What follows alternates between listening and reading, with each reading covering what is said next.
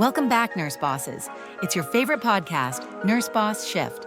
And today we're taking you on a whirlwind tour of the best moments from our most powerful episodes. If you've missed any of our golden nuggets, fear not. Today we're serving them all up in one delicious platter. Buckle up, it's recap time.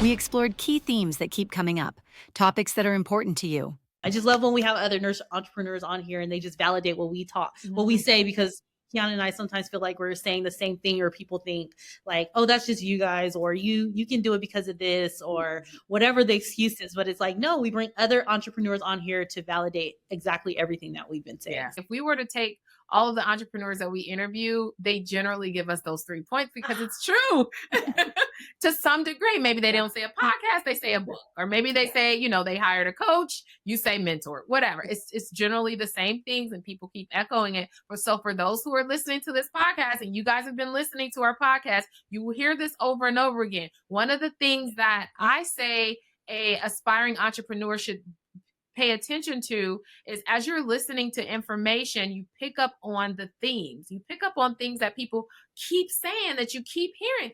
Act on it. First up, the guests. I am Heather Wilson, and I have been in business since 2010, I want to say.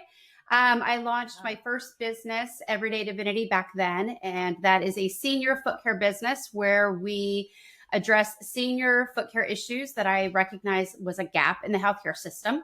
We can get into why that was later on, but I launched that back then. And then I grew that business into a second business called the Foot and Nail Institute, where I train nurses how to launch their own senior foot care business. My name is Tiffany. I'm a certified family nurse practitioner, and I help nurse practitioners give the tools that they need to break free of burnout, one virtual visit at a time. We know why you love these episodes. We had a blast recording them too. I get a lot of people on call when I'm on calls, and they say like, I'm worried about failing. I'm worried about losing money. I'm worried about, the unknown. And I say those are all the things that will happen. You either leverage or be leveraged. Ever wonder how these nurses became entrepreneurs? I'm going to start a business because I've identified a need. So what was that process like? What gave you that audacity to say, okay, this is a need. I'm going to start a business in this space? I worked on a vascular thoracic surgical unit. And so we would get a lot of patients that would come in, set us post-salon visits with infections, lower limb infections, just because of their demographic. Seniors, they've got the thin skin and all that, and diabetic and whatnot. So I was seeing that influx come into our unit. This was kind of where the gap in the system was at. And I thought, what can I do as far as a nurse? I just was looking for the answer to give patients when they came to the hospital. I was like, what can I say to the patients when they're asking for this, just to kind of divert them? And that's what I had asked this podiatrist. I said, what do I tell them? He said, send them to a salon. And I said, go talk to so-and-so. She's we're amputating tomorrow. I mean, I was kind of feisty as a charge nurse anyway. And I said, go talk to her and explain that to her. And, he was like, Heather, I don't know. I don't know why nurses can't do it. I don't know. Why can't you do it? And so I came home and I started researching it online, and I found that there was this whole entire industry in Canada called foot care nurses. And they were doing this under the socialized umbrella up there. And I thought, why can't we bring it here to America and do it as a private pay and see if it works? When did the entrepreneurial bug bite you? When did you think and the light bulb went off? Okay. What was that process like? It probably was during grad school. I was doing my clinical rotation at a clinic that was owned by a nurse practitioner. Mm-hmm. And she was doing amazing. She was doing so well that she had to open multiple clinics to accommodate the amount of patients that she was getting. So that was my first, representation really does matter. And so seeing her do that, I was like, oh yeah, I'm gonna do that one day. For sure. So then I remembered having a virtual visit with MD Live, which was the OG telemedicine practice. And so I remember when I had that visit, I saw that doctor and I said, I want to be like you. Like, I want to see patients virtually one day. So once I got more serious about it, I started researching what's the best way to do that. How can I open a telemedicine business? Can I open a telemedicine business? And so once I figured it out and the answer was yes, it was go time from there. So Heather and Tiffany bravely shared the challenges and roadblocks they encountered when starting their journeys. One of the challenges in my business when I started is everyone said it wouldn't work because I didn't accept insurance. It don't ever work. You don't take insurance. How dare that work for you? That's exactly why it worked, was because I didn't take insurance. There was no questionable follow-up bills. It was price transparency. The patients loved it. You come in, you pay this. This is your service. We're done. You know what I mean? See you in 8 to 12 weeks. They weren't left with, well, what do I owe you? What is my EOB? What am I going to pay out of pocket? As they're getting older, these people are confused with a lot of this stuff. It's overwhelming. It's overwhelming for me, and I'm a nurse. So I can only imagine how overwhelming it is for our senior demographic to receive questionable bills that they don't understand. And so when I started this business, it took off. And how they overcame them, even when the biggest obstacles were themselves. if I put something on my to-do list and it's a big task, okay, so setting up your EMR system, for instance, just that's one of the tasks. So putting that on my to-do list, just like that, set up my EMR system. After work, if I only had 30 minutes, I'm like, that's too much. I won't be able to set it. I only have an hour. Oh, I can't do it. I can't do it. Yeah. And then I look back a month later, I still haven't set up my EMR. Yes. So instead, I would take that big task and then I would break it down into 20-minute tasks, 30-minute tasks, 45-minute tasks, and I would make it into a checklist. And then I would feel better when I can check something off.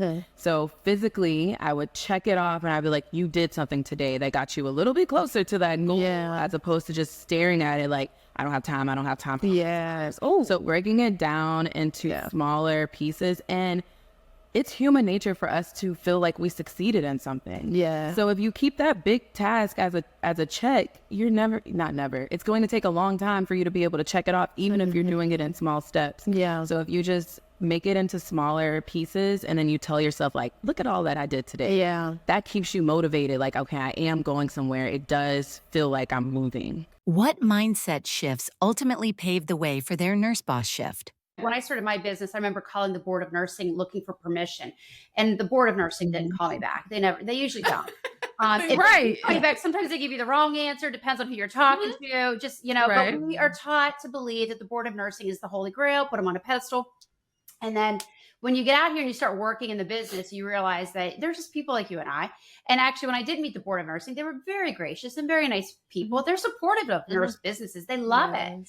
And so it's interesting because I thought, I waited so long for this permission that I never got. And I remember a guy that was in business said, out here in business, you just get to a point where you think to yourself, you know what, if I'm not going to get permission, I'll ask for forgiveness later. And that stuck with me. And so I've always led with that now. We got to switch your mindset from a medical provider to a business owner, because now you're not a hospital that accepts everybody. You get to choose who you want to work with. And that in itself is powerful because we all have our own superpower. Yeah. Like, I'm a family nurse practitioner, but do not put a pediatric patient in front of me. Like, I would not do well with them. They would not do well with me. But I can do very well with entrepreneurs, with executives, because the way that I give care is very direct. They like that. They're like, okay. So first you need to recognize that you have everything that you need already inside of you to be successful. And the reason that you even have that bug, the reason that you're on my page, you're in my webinar, you want to talk to me, is because there's something more inside of you than you're already doing. So you don't have to question it anymore. Don't ask, can I? Now it's like, how can I get this? How much do I need to print out? Where can I highlight all of this? Like, teach me how to do this, because you already have that seed. I don't even know how many people on this earth there are, but not everybody has that seed, and it's okay. It doesn't mean that they're not going to be successful. But when you do have it, it's because there's something else on the other side, and now it's your responsibility to go explore it. One of the things that you told me that like sticks to me when it comes to someone not letting other people down, you're like, the longer that it takes for you to do the thing, the more those people that you're meant to help are going without the thing. Their milestones and wins are truly inspiring. what's your decision as far as being a nurse and a charge nurse, and your team's going to need you? And are you leaving? Did you leave the bedside? Are you still working there? What's that look like for you in your life? I left 2 years after I started my business. Period. What is success mean to me? As you start building your business, you start analyzing these things. And mine was, I wanted to be home on the weekends. I wanted to be home at night. I had a young kid and I was like, I want to be home. And my husband traveled. And so I thought if I could be home, it's so funny because I used to say when I was in charge, I would always say to my boss, I wish I could just work 7 to 2. And she would laugh at me and she would just be like, where are you going to work 7 to 2? I'm like, I just want to finish my day at 2. I now work 9 to 2. I drop my son off at school. I go and do a foot care clinic from 9 to 2 in various locations. And then I go pick him up at school. I'm home to do the homework, make dinner, be at, whatever sporting event is going on. I don't miss out on weekend things. Remember when you had request off for weddings and graduations? They're all off. That's fine. I take the last 2 weeks of the year off. I don't work Thanksgiving and Black Friday. You had to pick.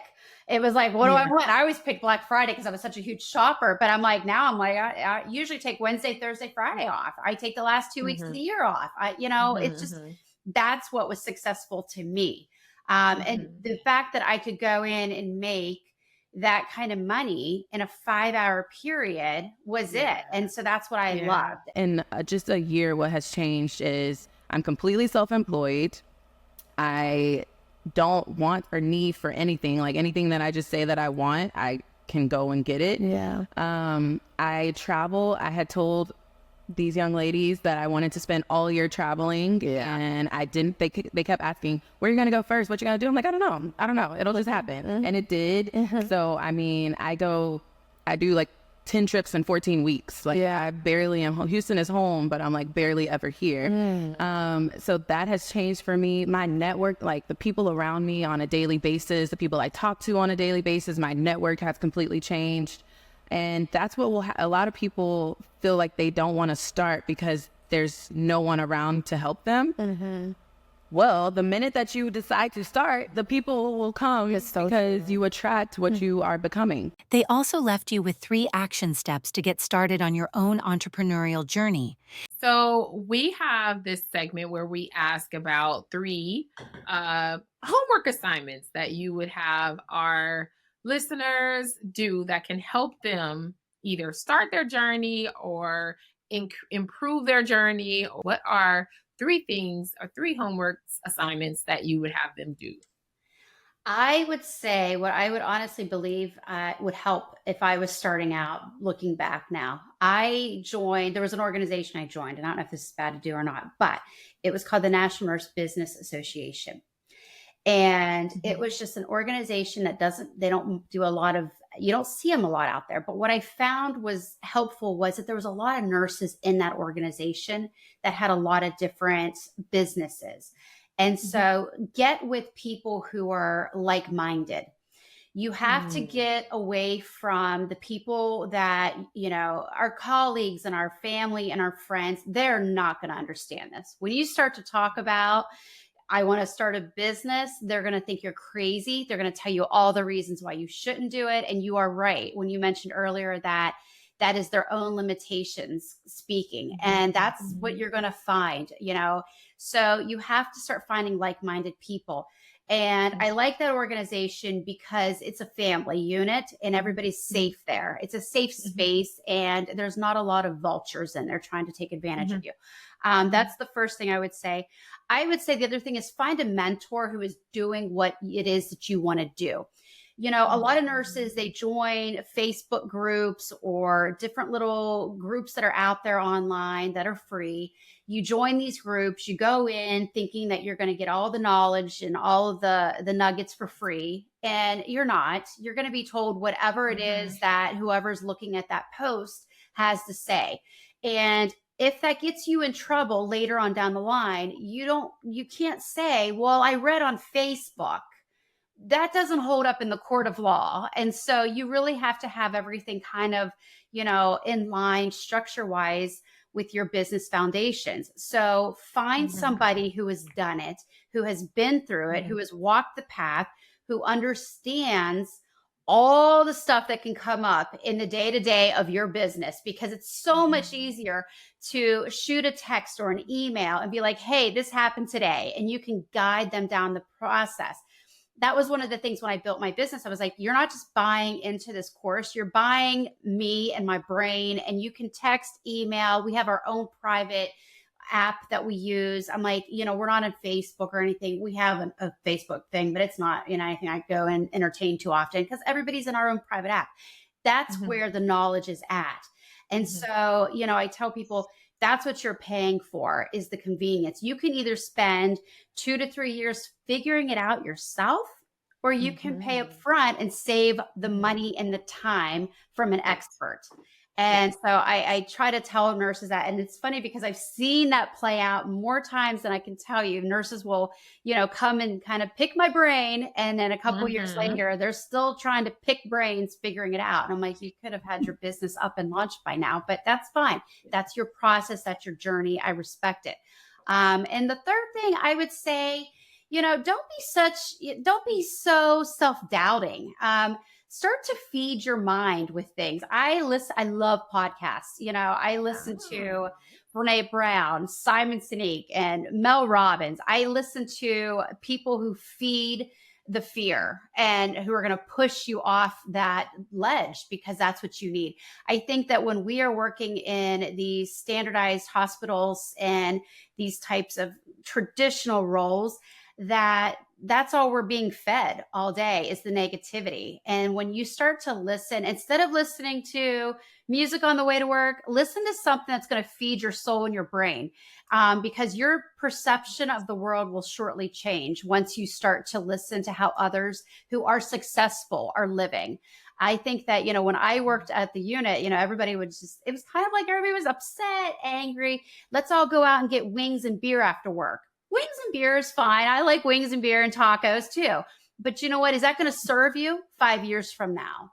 If you're in the same place that you are 3 years from now, and you've been complaining at the same table, at the same taco joint with the same people, you're probably not thriving the way that you want to be. And so, I'm pretty boisterous about this, because I'm like, I would prefer to break away from that pack and go get tacos in Mexico. I want you to give, and this is something we ask of all of our guests, 3 things people can do right now to get to their next level. What are 3 things? And it doesn't have to be just for nurse practitioners. It can just be for nurses who are just trying to get to their next level. So it can be anything, mentorship, coach, books, whatever. What do you recommend? 3 things that you recommend. Okay. 1, I recommend doing some mental health care first. No matter where you are, you can feel like that you have nothing that you need to work on. But if you want to get to a different level than where you are in your life currently, whether that be professionally or personally, you have to first start here. This controls everything else. Okay. So that's 1. That's good. 2, I want you to do something that makes you uncomfortable being around. Go somewhere that makes you uncomfortable. If it's going to be around people that are where you want to be. So the very first conference that I went to, it was very uncomfortable. Yeah. Like, I don't belong here. Yeah. I was by myself, but look at who I met. So go around people that are doing what you want to do, and it's going to be uncomfortable, but you got to do it. Yeah, that's right. The third one is know that there is a higher calling over your life. Whoever you believe has created that calling, for me, it's God. He already has decided where you're going to go. Take that pressure off yourself. You don't have to figure out where you're going to go. What you do have to do is be obedient. And finally, some encouraging words from nurses just like you. You've got this.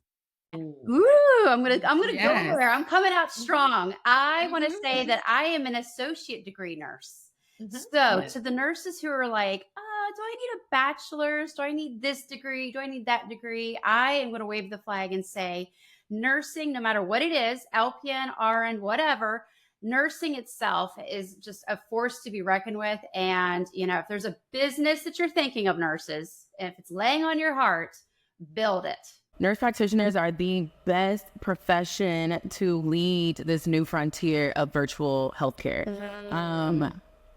The big tech companies, the big investors, they know it. That's why they're using us. That's why they are once again creating a whole infrastructure on our back, paying us pennies while they make millions. So instead, I give you the tools and the power to be able to do it yourself, to pay yourself what you are worth. Okay? It's either you let them pay you pennies and give subpar care. We're not helping patients that way. No. Or you step into your power, you create something that can actually change people's lives while changing yours at the same time.